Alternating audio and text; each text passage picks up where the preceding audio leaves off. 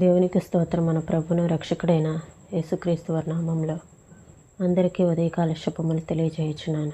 ఈరోజు దేవుని వాగ్దానము ఫిలిప్పీ పత్రిక 1వ అధ్యాయము 30వ వచనము. ఆయన పక్షమున శ్రమపడుటయు ఆయన పక్షమున మీకు అనుగ్రహింపబడెను. దేవుని పట్ల మనం విశ్వాసం ఎలా అయితే ఉంచుతున్నామో అలానే దేవుని పక్షంగా శ్రమ పడటం కూడా మనకి అనుగ్రహించబడింది. అయితే ఈ కష్టాలు, ఈ బాధలన్నీ వాటి నుండి ఏ విధంగా అయినా తప్పించుకోవాలి అని కొన్నిసార్లు అనిపిస్తూ ఉంటుంది, అనుకుంటూ ఉంటాము.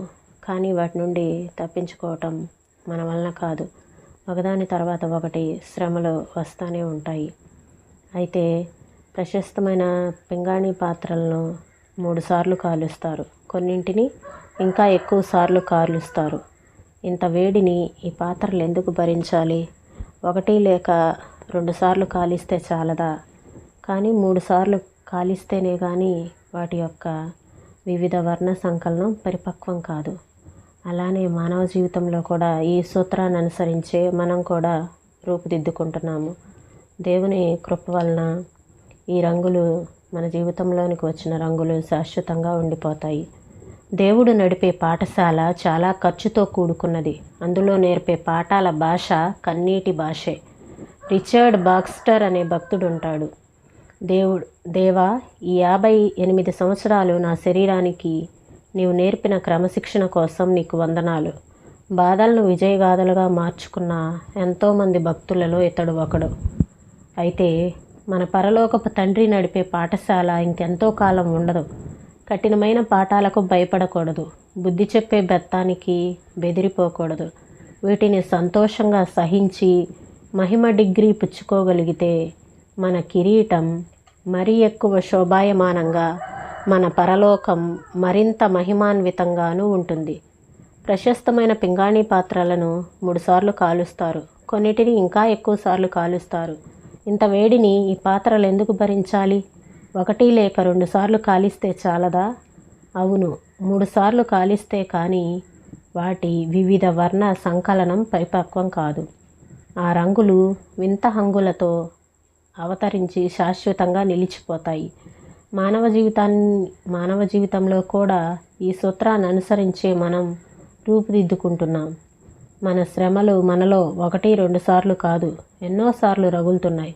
దేవుని కృప వలన తద్వారా వచ్చిన రంగులు శాశ్వతంగా ఉండిపోతాయి. ప్రకృతిలోని అతి చక్కనైన పుష్పాలు విశాల మైదానాల్లో పూయవు. పదిలంగా ఉన్న నేల ఏ వైపరీత్యం వల్లనో చిన్నాభిన్నమై దేవుని స్వస్థతా శక్తి ఆ నేలపై ప్రసరించి నెర్రలు విచ్చిన భూమిపై జీవజల ధారలు ప్రవహించి పచ్చని నాచు నేలపై పరుచుకొని తుషార బిందువులు అక్కడ నాట్యం చేసి రాత్రి నిశ్చలంగా ఉన్న వేళ దేవదూత నాటిన విత్తనాలు మొలకెత్తుతాయి. ఆ దారిన వెళ్ళే చిన్నపిల్లలు ఆ పూలు కోసుకుంటారు. ఈ మాటలను ప్రభువు మన వినికిడిలో దీవించునుగాక. ప్రార్థన చేసుకుందామండి.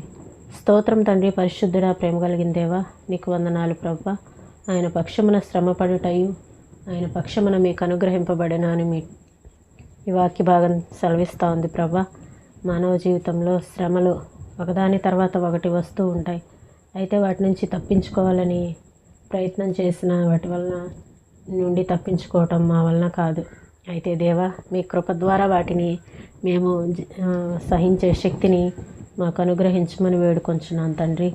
అయ్యా, శ్రమల్లో దేవా మీ కృపను పొందుకునే నాయన ప్రభా సహాయాన్ని నాయన ప్రతి ఒక్కరికి అనుగ్రహించమని వేడుకొంచున్నాను తండ్రి. మీరే కృపను అనుగ్రహించండి దేవా, నీకు వందనాలు ప్రభా. అయ్యా, ఈ శ్రమలలో మీరు మాకు క్రమశిక్షణను నేర్పిస్తున్నారని మేము గ్రహించినట్లుగా మాకు సహాయం చేయండి తండ్రి. మమ్మల్ని నడిపించమని వేడుకొంచున్నాను ప్రభా. ఈ శ్రమల గుండా ఎంతమంది అయితే వెళ్తూ ఉన్నారో అటు వారందరినీ మీరు దర్శించండి, వారితో మీరు మాట్లాడండి ప్రభా. ధైర్యపరచమని వేడుకొంచున్నాం. ప్రతి ఒక్కరికి మంచి శక్తిని, నూతన బలమును ఇచ్చి మంచి ఆరోగ్యాన్ని ఇచ్చి నడిపించమని యేసయ్య పరిశుద్ధమైన నామంలో అడిగి వేడుకొంచున్నాం తండ్రి. ఆమేన్.